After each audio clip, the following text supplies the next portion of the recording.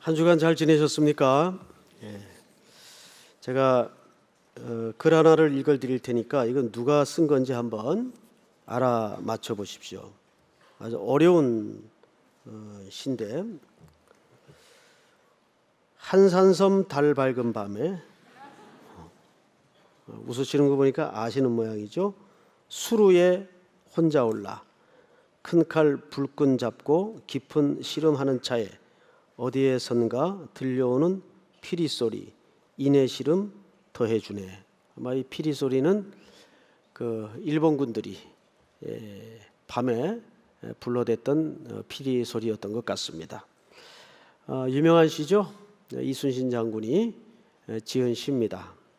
이 해전은 세계 해전사에도 기록될 만큼 아주 유명한 해전이었어요. 나라가 바람 앞에 촛불처럼 위기에 처해 있을 때 이순신 장군은 이런 시름으로 나라의 운명을 또 적어놓고 후대들에게 남기기도 했습니다.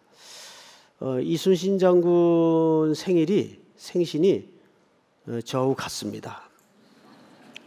이건 그냥 한 얘기예요.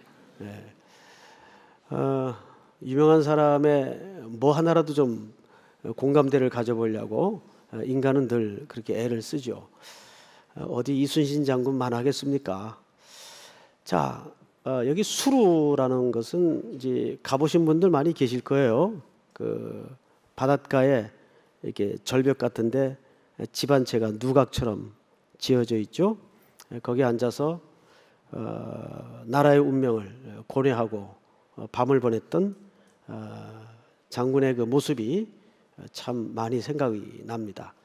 오늘 하박국 선지자의 글을 읽어보면 똑같은 그림이 연상이 돼요. 2장 1절을 한번 볼까요? 내가 내 파수하는 곳에 서며 성루에 서리라 그랬어요. 여기 파수라는 말이 나오고 성루라는 표현이 등장을 하죠. 파수꾼은 성루에서 주로 파수를 하게 됩니다. 근데 성루가 어떤 모양일까? 우리 그림으로 한번 좀 볼까요? 이것은 무너진 그 성벽이 아니고 이제 포로들이 돌아와서 지은 제2 성전의 성벽인데 저렇게 높은 부위죠. 원래 그 성루는 저거보다는 좀 고급스럽지 않습니다. 굉장히 허술한 모양으로 그림이 되어 있는데 이거는 굉장히 좀 좋은 성루에 속합니다. 저 높은 곳에서 이제 적들의 동태를 살피고 또 전쟁의 흉한 소식을 준비하고 또 경계병들이 깨어 지키는 그런 위치입니다. 이제 그림을 거둬도 되겠습니다. 하박국 선지자가 웬걸 자기 자신을 파수꾼이라고 자칭하고 지금 성루에 올라가 앉습니다. 그래서 일부 학자들은 하박국 선지자가 파수꾼이 아니었겠는가라는 좀 억측스러운 해석도 일부 있어요.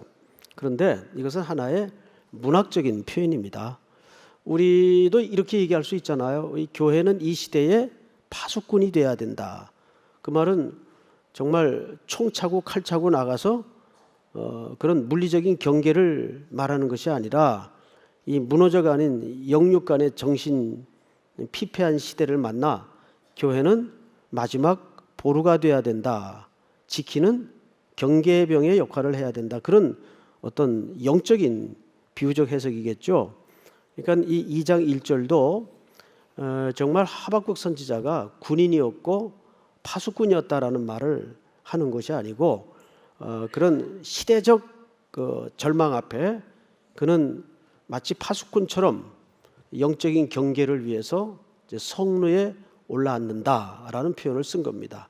오히려 전체 하박국서를 읽어보면 군인이기보다는 그는 선지자로서 음악가 쪽에 훨씬 가깝습니다. 왜냐하면 3장 전체의 내용들이 전문가가 아니고는 표현할 수 없는 표현들이 굉장히 많이 나옵니다. 그는 그래서 오히려 제사장이요 선지자요 음악가가 아니었겠는가 하는 견해에 더 타당성을 두고 있어요.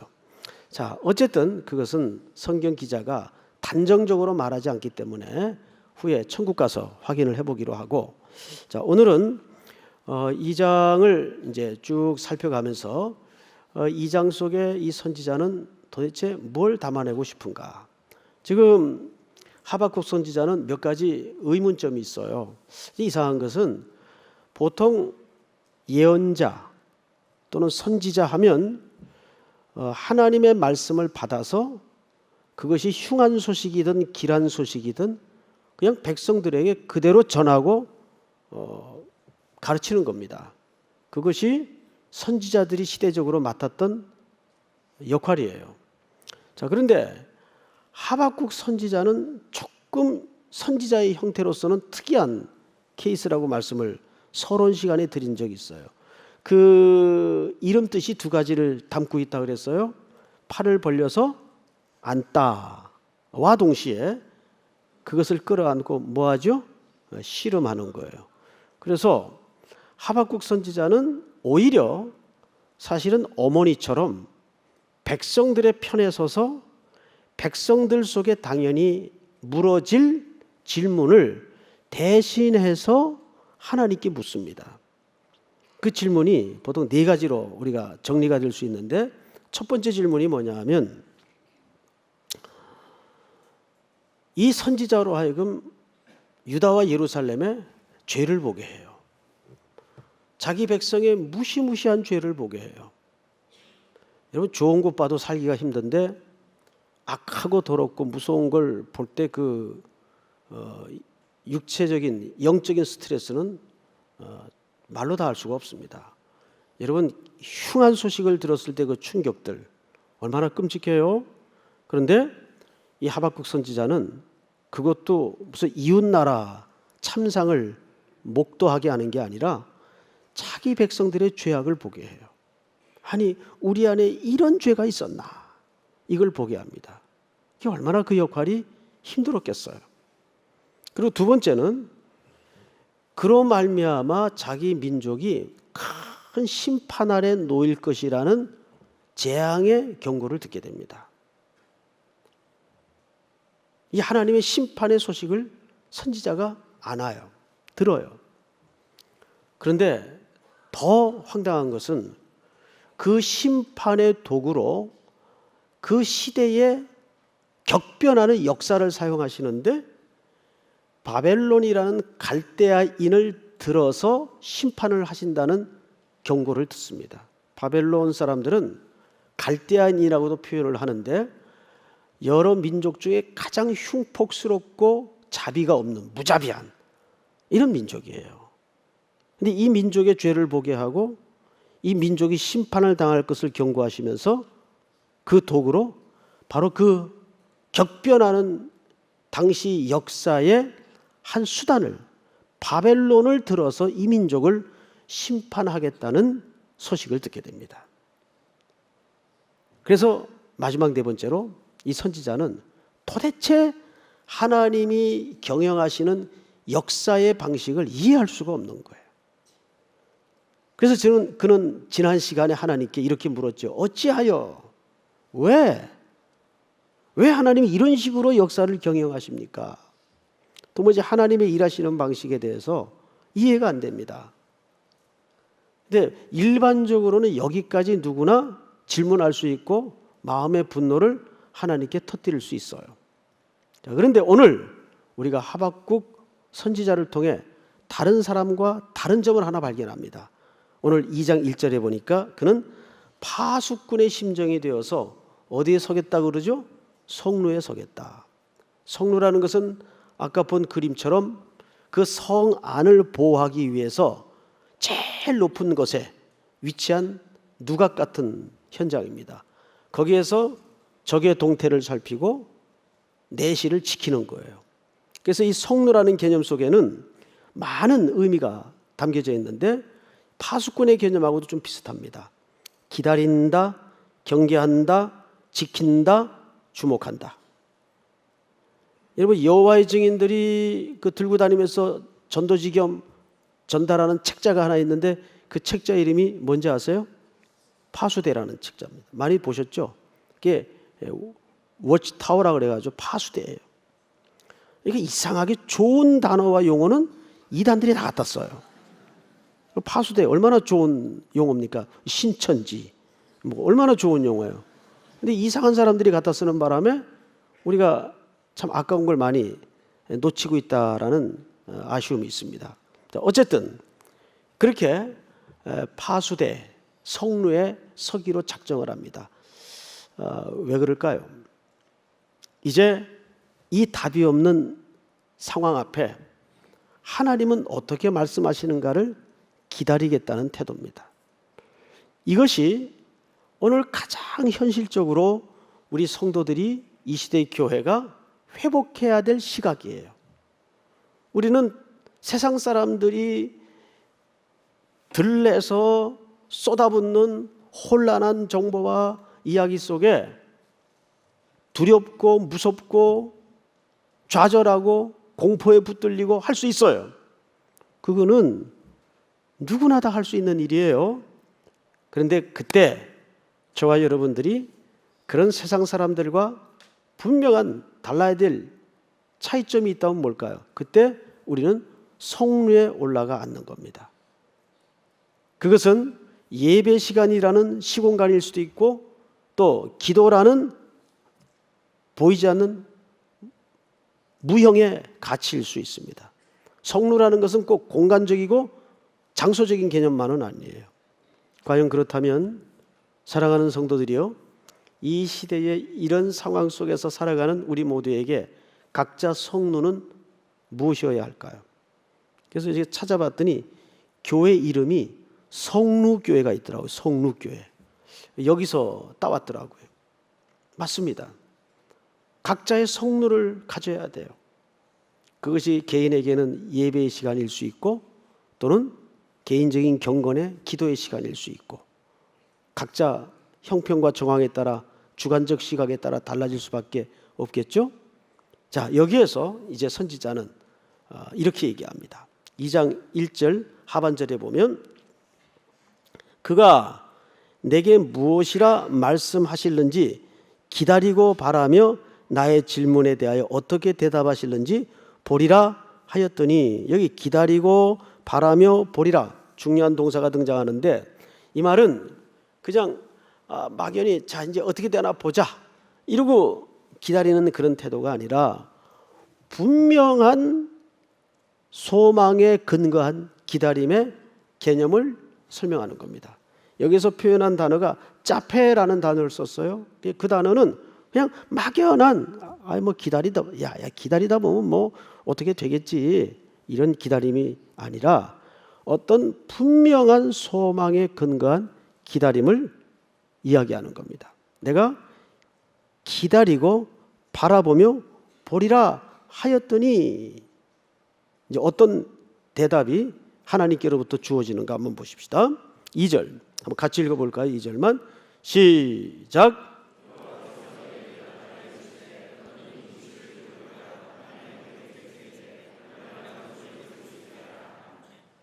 자, 이 대목이 가장 어쩌면 오늘 해석하기 어려운 대목이에요. 여기 이 묵시를 기록하여 판에 명백이 새기되 달려가면서도 읽을 수 있게 하라. 여러분, 이게 굉장히 버전이 여러 가지입니다.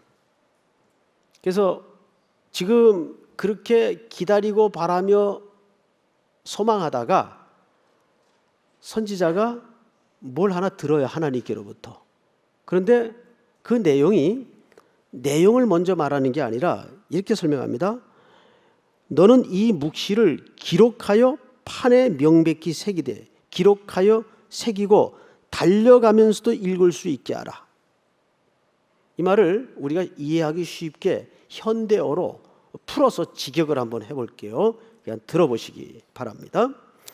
그것을 읽는 자는 뛰어가면서 전파하도록 하라, 그 말입니다. 다시, 그것을 읽는 자는 뛰어가면서 전파하도록 하라, 그 말이에요. 이거 비슷한 그림을 어디서 본 적 없어요? 예수님이 무덤에서 부활하셨어요. 그리고 부활하신 주님이 제일 먼저 만난 사람들이 누굽니까? 울던 여인들이에요. 그 여인들에게 뭘 부탁하셨죠? 너희들이 본 것을 그대로 전하라. 여인들이 울다 말고 예수님의 부활 소식을 뛰어다니면서 실망하여 낙향한 제자들을 쫓아다니면서 그리고 목격한 사실을 전하기 시작합니다. 정확한 같은 모티브예요.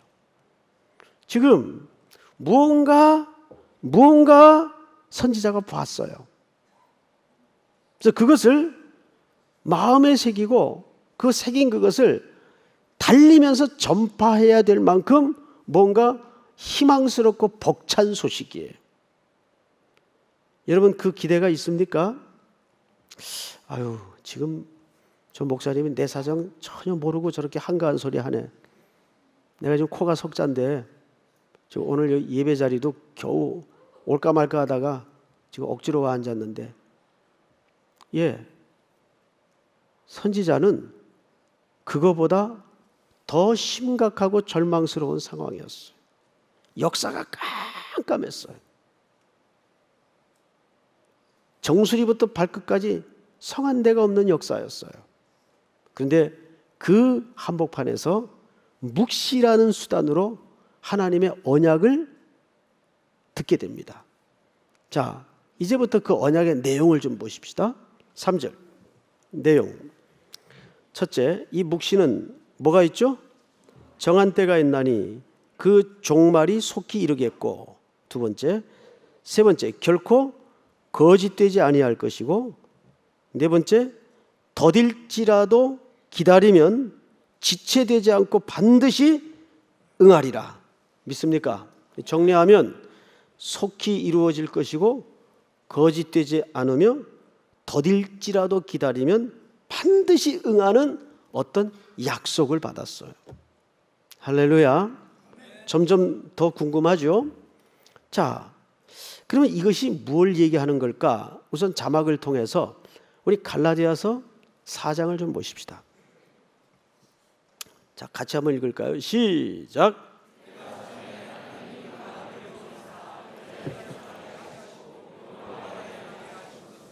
때가 참에 하나님이 누굴 보내요? 그 아들을 보내세요. 자, 그러면 잘 보세요.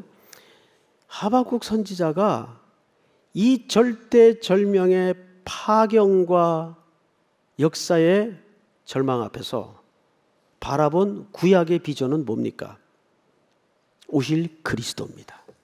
그래서 때가 참에 하나님이 그 아들을 보내사, 오늘도 여기 뭐라 그랬죠?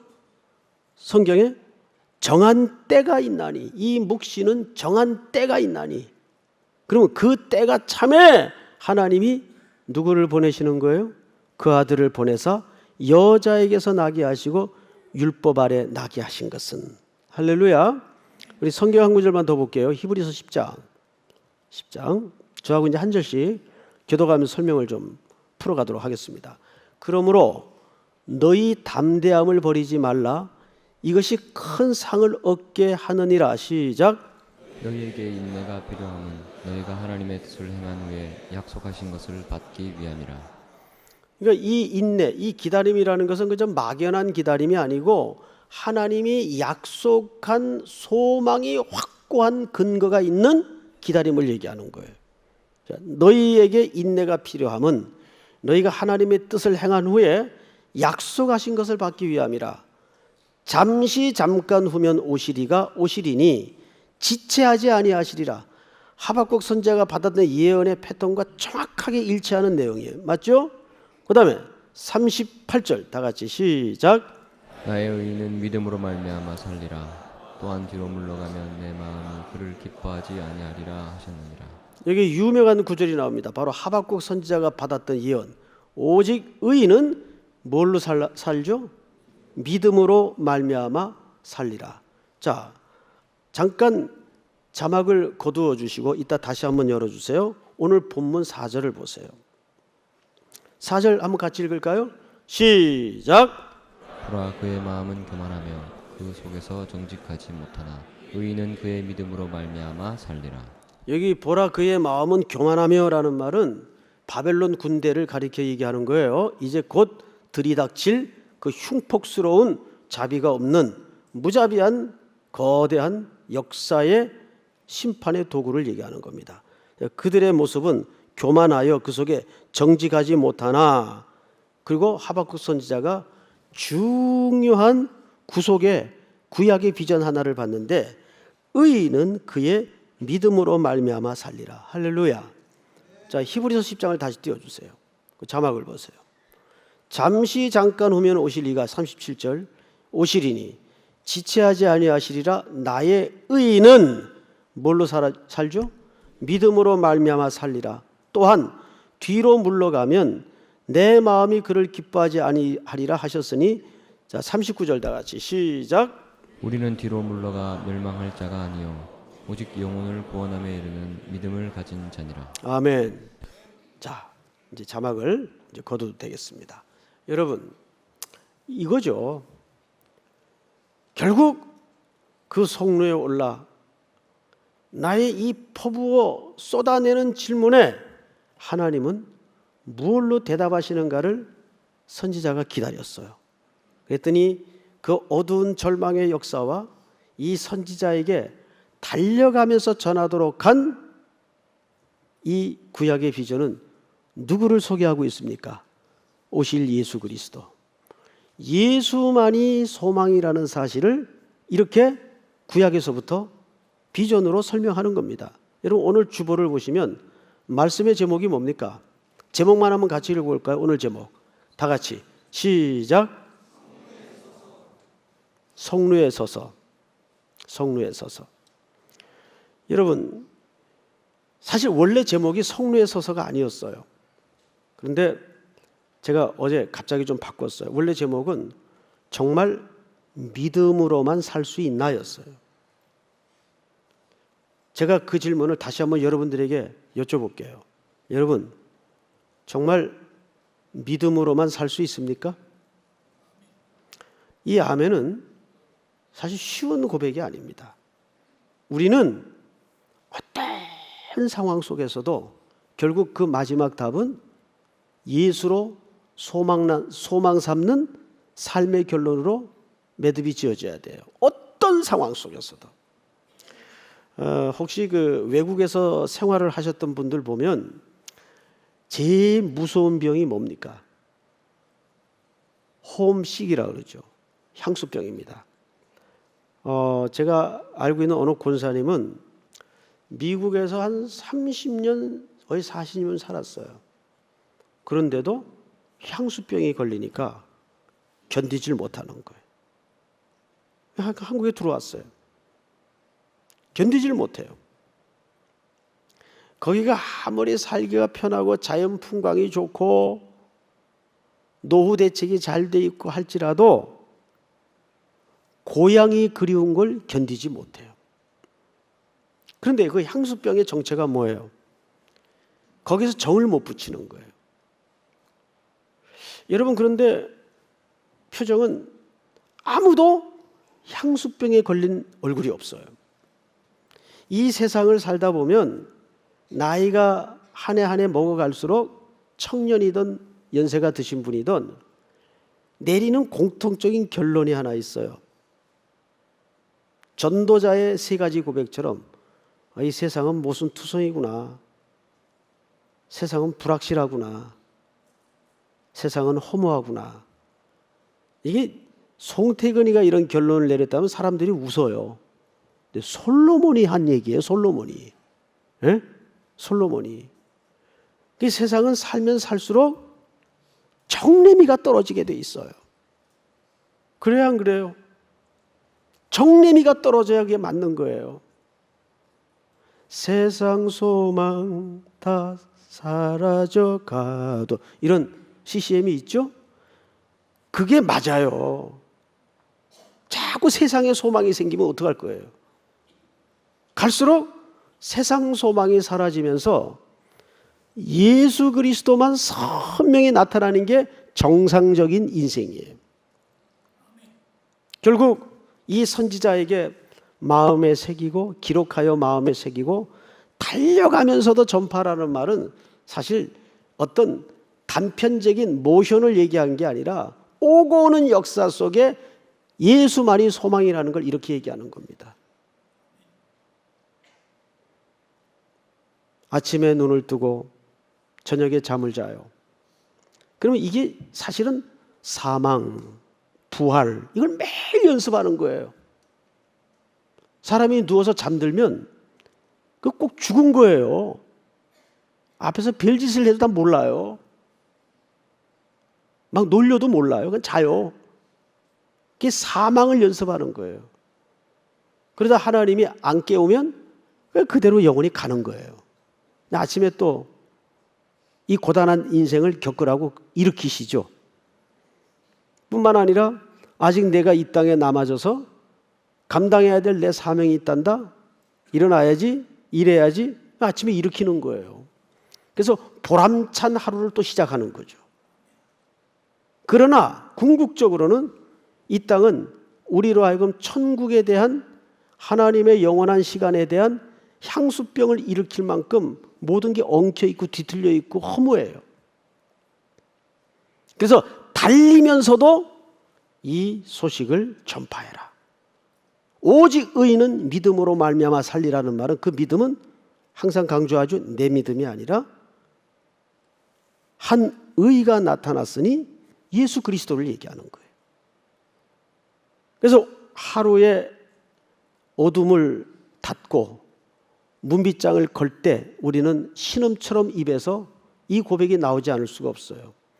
오늘도 예수만이 소망이었다. 내가 그분을 소망하지 않았다면 오늘도 어떻게 버텼을까? 그래서 그 소망이 계속 새로워지고 마음에 새겨지는 겁니다. 믿습니까? 그래서 결론을 이 선지자가 세 가지로 결론을 냅니다. 자, 성경을 보십시다. 우선 4절 첫 번째 결론입니다. 의인은 믿음으로 말미암아 살리라. 그 두 번째 결론이 뭐냐면 14절을 보실까요? 다 같이 읽겠습니다. 시작. 이는 물이 바다를 덮음같이 여호와의 영광을 인정하는 것이 세상에 가득함이니라. 아멘. 선지자가 본 거예요. 지금은 인생들이 이해할 수 없는 이 답답하고 이 어두운 역사 앞에 이 민족이 위기 속에 던져져 있지만 장차는 이 모든 바벨론을 하나님께서 반드시 심판하고 하나님의 공의와 하나님의 건전한 섭리가 역사 속에서 드러날 것이다. 그러면서 14절에 유명한 구절이죠. 물이 바다를 덮음같이 여호와의 영광을 인정하는 것이 세상에 가득함이니라. 여러분, 그 소망을, 그 약속을 믿습니까? 그리고 마지막으로 성경은 이렇게 세 번째로 끝을 맺습니다. 20절 다 같이 읽습니다. 시작. 오직 여호와는 그 성전에 계시니 온 땅이 그 앞에 잠잠할지니라 하시니라. 할렐루야. 온 땅은 그 앞에 잠잠할지라는 말은 무슨 말일까요? 하나님의 때를 기다리라. 그런데 하나님의 영광이 어디 계신데요? 성전에 계신데요. 이사야가 보았던 그 영광이 어디에 있었어요? 성전에 있었어요. 그런데 그 성전이 신약에서는 누구로 오십니까? 구약의 성전은 예수 그리스도의 모형이에요.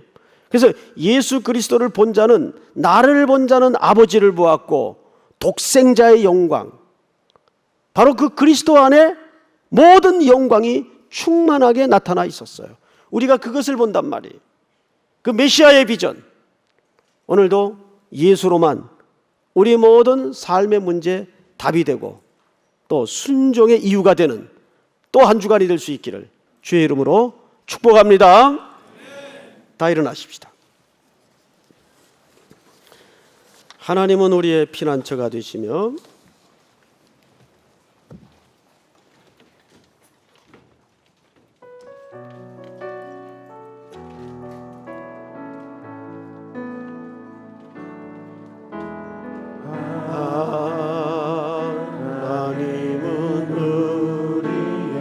피난처가 되시며 피난처가 되시며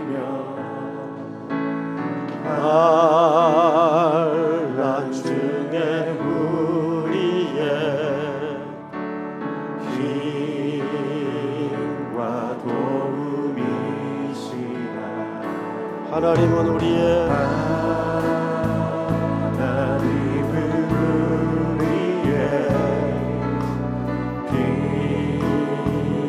피난처가 되시며 환난 중에 우리의 힘과 도움이시라. 힘과 도움이시라. 너희는 가만히 있어 주가 하나님 되말지어다. 열방과 세계 가운데 열방과 세계 가운데 주가 높임을 받으리라. 사랑합니다. 사랑합니다 내 아버지. 찬양합니다 내 오만 다하여. 선포합니다. 예수 그리스도. 선포합니다 예수 그리스도. 주님 오심을 기다리. 너희는 가만히 있어. 너희는 가만히 있어 주가 하나님 되말지어다. 열방과 세계 가운데 주가 높임을 받으리라. 사랑합니다 내 아버지. 사랑합니다 내 아버지. 찬양합니다 내 온 맘 다하여. 선포합니다 예수 그리스도. 주님 오심을 기다리며. 우리 서신 채로 조용히 한번 눈을 감으십시다. 여러분, 하박국 선지자가 겪었던 역사의 혼란, 민족의 혼란은 지금 우리가 직면하고 있는 시대의 혼란만큼이나 곤고했습니다. 그때 그는 파수꾼의 심정으로 속루에 오릅니다. 하나님, 무엇을 말씀하시렵니까? 도대체 이 암울한 역사의 해답은 뭡니까? 개인적 절망의 해답은 뭡니까? 그런 비통한 마음으로 그는 파수꾼이 되어 성루에 오릅니다. 그때 하나님께서 그 선지자에게 보여주었던 비전은 그리스도의 비전이었습니다. 그분이 오시면 하나님의 공의가 실현될 것이고, 그분이 오시면 온 역사가 잠잠할 것이며, 그분만이 역사와 개인의 해답임을 분명하게 약속하셨습니다. 이제 그분은 그렇게 오셨습니다. 이 시간 여러분들 마음속에 계시고 우리 가운데 계십니다. 믿습니까? 오늘도 이 예수의 비전이 다시 한번 이 민족의 소망이 되게 하시고 내 절망의 이유가 되게 하시며 우리 삼일교회 바라봄의 궁극적인 비전이 될 수 있도록 인도해 주시옵소서. 우리 시간 다 같이 한번 주여 부른 다음에 소리내어 통성으로 기도합니다. 주여!